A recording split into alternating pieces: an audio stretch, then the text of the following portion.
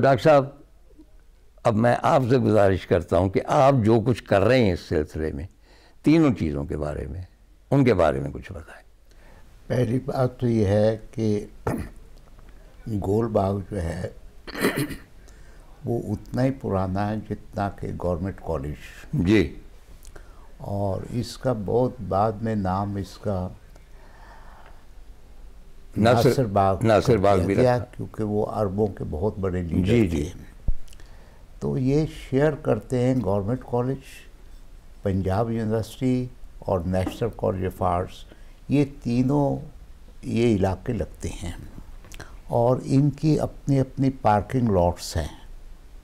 नहीं, सवाल ये होता है कि भाई पार्किंग लॉट्स जो हैं जी, वो मतलब कि हाल रोड पे क्यों नहीं बनाते जहाँ पे वो पूरी ब्लॉक हुई? वो ब्लॉक हुई भी है, वहाँ तो बड़ी बड़ी इम्पोर्टेंट जगह है। तो मतलब ये छोड़ दें कि वहाँ बना क्या रहे हैं। ऑब्वियस इसमें किसी ना किसी का मुनाफा है, इसमें मुनाफा जो है। जोरावर लोग हैं। आप तो नहीं, आप तो कमज़ोर है, आपकी सेहत ही कमज़ोर है, हमारी भी कमज़ोर, हम वैसे ही कमज़ोर लोग हैं। ये पार्किंग लॉट बनाना जो है ये इस तरह ही जैसे आलूदगी में ये अपना भी हिस्सा डालना चाहते हैं। अच्छा, आपने ये जो शुरू की है ये तहरीक, इसके बारे में कुछ बताएं। ये मैं लाहौर कंजर्वेशन सोसाइटी का फाउंडिंग मेंबर हूँ जी। ये सन 82 से शुरू हुई है और हमने बड़ी कोशिश करके शाहदरा के इर्द गिर्द जो आबादियाँ उग रही थी उनको रोका था। बादशाही मस्जिद के सामने एक मैटरनिटी हॉस्पिटल का बहुत बड़ा ऊंचा ब्लॉक बनाने लगे थे। अच्छा।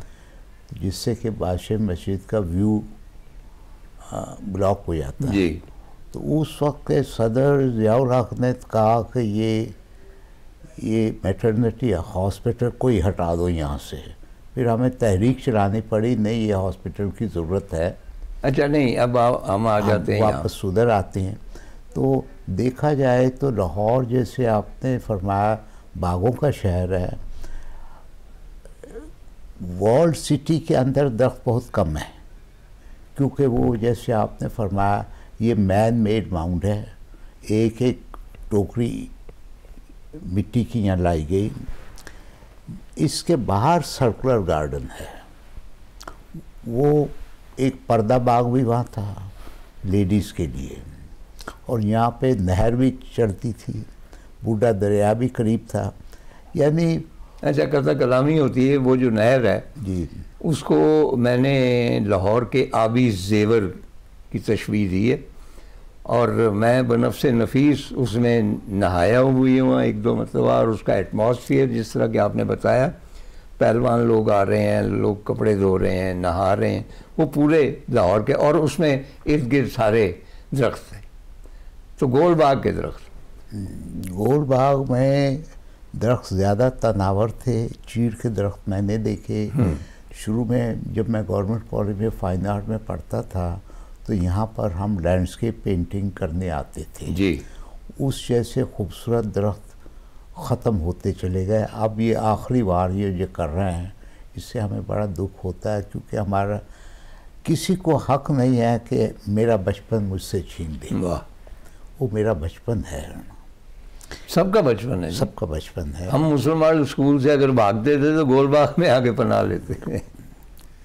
तो ये आप सेंट्रल मॉडल में थे, आप भी यही करते थे। वो जेडे नलैक मुंडे होंगे सन ना, उन्होंने जिन्हें पढ़ना पढ़ना कोई नहीं होता था तो वो टेस्ट पेपर दे के तो वो गोल बाग जाके बैठ जाते थे। बड़ी पढ़ाई हो रही है, पढ़ते पढ़ते कोई नहीं, लेकिन बाग अच्छा एक पनाहगाह जी।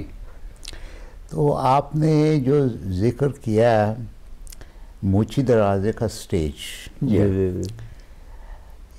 ये पिछले दिनों एक क्लिप आई थी, सलीमा हाशमी ने कहा कि फैज़ साहब ने खुद यहाँ पे इलामा इकबाल को अपने शेर पढ़ते हुए सुना है जी। जिन्ना साहब ने भी वहाँ पे तकरीर की, सबने की और बड़े बड़े लीडरों ने की। तो मोची दरवाजे का स्टेज जो है वो देखा जाए तो वो तो सबसे इम्पोर्टेंट है और इसके करीब बहुत सारी और ऐसी जगहें हैं जो कि इसके साथ वाबस्ता हैं। मोची दरवाजे को यूं स्टेज को तबाह नहीं करना चाहिए तो था। क्या कर रहे हैं उसका? वहाँ भी पार्किंग लॉट बना रहे हैं। अच्छा, ये एकदम पार्किंग लॉट की बाहर आ गई है। बन रही है। ये लोगों को पता होना चाहिए कि स्कैंडिनेवियन कंट्रीज़ में तकरीबन हर एक के पास बाइसिकल है। वो कोशिश करते हैं बाइसिकल पर ही जाएं, उससे मेडिकल बिल भी कम हो जाता है, सेहत भी बेहतर हो नहीं, जाती है। लेकिन उससे गुर्बत जाहिर होती है ना। ये गुर्बत समझते हैं। वो रेसिंग साइकिलें ऐसी भी होती हैं कि वो कार के मुताबिक उसकी। सर, मैंने डेनमार्क में कोपेनहेगन में जो प्रिंसेस थी एक, उसको तन्हा बाइसिकल चलाते देखा है। हॉलैंड तो है ही, लेकिन ये जो पार्किंग लॉट है ये सिर्फ कारों के लिए है ना। फिर इतनी कारें हैं और उनको क्यों पार्क करेंगे वहाँ पे? क्यों करेंगे? उसके नीचे दुकानें बनेंगी जी, और उसमें कमाई है। हाँ, बस। तो आपका क्या ख्याल है कि ये जो आपकी तहरीक है इससे कुछ असर पड़ेगा? देखें जी, हमने हमेशा यही कहा कि जीतना शर्त नहीं है, राइट, लेकिन इतना टफ कंपटीशन दें कि वो उसको छोड़ के भाग जाए। ये ना कोई कहे कि हमने शोर नहीं मचाया था। अब हमारी बात माने ना माने, मगर हमने लोगों को बता दिया है। तो आप इससे आपने एक लीड किया था, तो वो कैसा था एक प्रोटेस्ट? ये प्रोटेस्ट पिछले दिनों हमने किया नासिर बाग के बाहर। जी हाँ। और वहाँ पे हमने देखा गुज़रते उस सिपाहियों ने हमें रोकने की बजाय ट्रैफिक वालों ने ट्रैफिक रोक के हमें आगे जाने का इशारा किया, और ये ख़ुद भी सेल्फियाँ ले रहे थे। और जब हम बैनर लेके खड़े हो गए जिसमें बहुत सारे जुमले लिखे थे, तो बहुत सारे लोग आए। वकील साहबान आ गए, कचहरी से निकले तो वो भी हमारे साथ खड़े हो गए। इसका मतलब है कि हम अकेले नहीं, मैं अकेला ही निकला था, काफिला बनता चला जी। अच्छा डॉक्टर साहब, वो मुझे आपने कहा ना कि बैनर्स उठाए हुए थे, मुझे याद आया, ख़वातीन और हज़रात, मेरे दोस्त हैं doctor Kashif Mustafa south Africa के, हमारे प्रोग्राम में तशरीफ़ ला चुके हैं। उन्होंने इसी से मुतासर होकर, उनको मैंने यही ट्रॉली वाली तस्वीर भेजी जिसमें कत्ल शुदा दरख्त डाले गए थे, तो उन्होंने उसके जवाब में मुझे एक शेर भेजा, और वो था, तुम दरख्तों को हौसला देना, तुम दरख्तों को हौसला देना, मैं परिंदे बुला कर लाता हूँ। अब हुआ ये कि क्योंकि मैंने बहुत सारे दोस्तों को वो भेजा, उनको मिसकंसेप्शन ये हुआ कि ये मेरा लिखा हुआ है। ये मैं यहाँ क्लियर कर देना चाहता हूँ कि ये शेर मेरा नहीं है, ये एक अफ्रीकी कहावत है, उसके ऊपर बुनियाद बना के एक नज़म कही गई, और उस नज़म का जो तर्जुमा है काशिफ मुस्तफ़ा साहब कर रहे हैं। लेकिन शेर कमाल का है, और लगता है कि हमारे गोलबाग के लिए कहा गया है। बल्कि मैंने एक तस्वीर देखी कि NCA को कुछ तालिब इल्म वो बैनर जो है उसके ऊपर यही शेर लिखा हुआ है और नाम मेरा लिखा हुआ है, तो वो लेके जा रहे हैं। वो बैनर हमने बनवाए थे, जिससे उन साहब ने इसके पैसे लेने से इनकार कर दिया, कहने लगे मैं भी आपके साथ हूँ। वाह। और वो बैनर मेरे पास टाइम नहीं था, वो उनके शागिर्द सेल्समैन घर पे छोड़ के गए। उनका कितने पैसे, कहने लगे नहीं कुछ, क्योंकि सियासी मसला तो है नहीं। सियासी नहीं, ये अवामी मसला है, लाहौर का मसला है, लाहौर का मसला है। मैं एक और नीला गुंबद की बात करना चाहता हूँ। आपको बुलाए इसलिए। मैकलोर रोड से आप स्टेशन की तरफ रुख करें, मैकलोर रोड पर एक नीला गुंबद है, मुकामी तौर पे उसको नीला गुंबद कहते हैं। मुझे याद नहीं पड़ता कौन सा वहाँ दफन है, वो मुग़लों से पहले का है, लोधी ख़ानदान का। अच्छा। और ये एक वाहिद इमारत है जो कि अपनी असली शक्ल में है, क्योंकि इसकी कभी मुरम्मत नहीं की गई। ये को मूसा आहनगर की तो मूसा आहनगर, जी शेख मूसा आहनगर का बिल्कुल आपने याद दिला दिया कि एक बहुत मतलब है कि बड़े सगीर के सारे लोहार, क्योंकि आहनगर थे, उनको पीर मानते थे। मैं वहाँ जा चुका हूँ, और उसकी सबसे बड़ी हकायत ख़वातीन और हज़रात ये है कि मूसा जो थे वो एक सूफी बुज़ुर्ग थे, आहनगरी का काम करते थे, सियासत में नहीं थे, आहनगरी करते थे। चुनांचे ये कहा जाता है कि एक हिंदू औरत उनके पास तशरीफ़ क्या आई, और उसके पास तकला था। उन दिनों चरखा होता था, और चरखे का जो तकला अगर ज़रा सा टेढ़ा हो जाए ना तो वो काटता नहीं है सही। ये एक चरखा बड़ा कॉम्प्लिकेटेड एक मैकेनिज़्म होता है। तो वो उनके पास आई तो कहने लगी कि मूसा, ये मेरा तकला टेढ़ा हो गया है, मुझे मालूम है कि तुम आहनगर हो, तुम लोहे का काम करते हो और ये बारीक काम है, तो क्या ये तकला तुम सीधा कर सकते हो? तो उन्होंने कहा हाँ। तो वो उन्होंने भट्टी में वो तकला रख दिया। काफ़ी देर हो गई, तकला निकाला नहीं।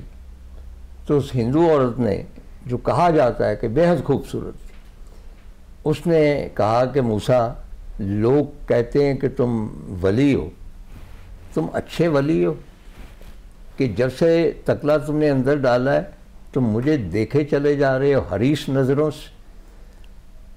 तो मूसा आहनगर ने कहा कि अच्छा। वो तकला निकाला और रिवायत के मुताबिक ज़ाहिर है कि वो सुर्ख था, और उसको अपनी आंखों में फेरते हुए बोले कि अगर मेरी आंखों में हिर्स था तो मैं अंधा हो जाऊँ। और वो कहते हैं कि वो अंधे नहीं हुए, वो तकला चांदी का हो गया। फ्रॉम देन ऑनवर्ड्स वो हिंदू औरत उनकी मुरीद हो गई अपनी बेटी के हमरा।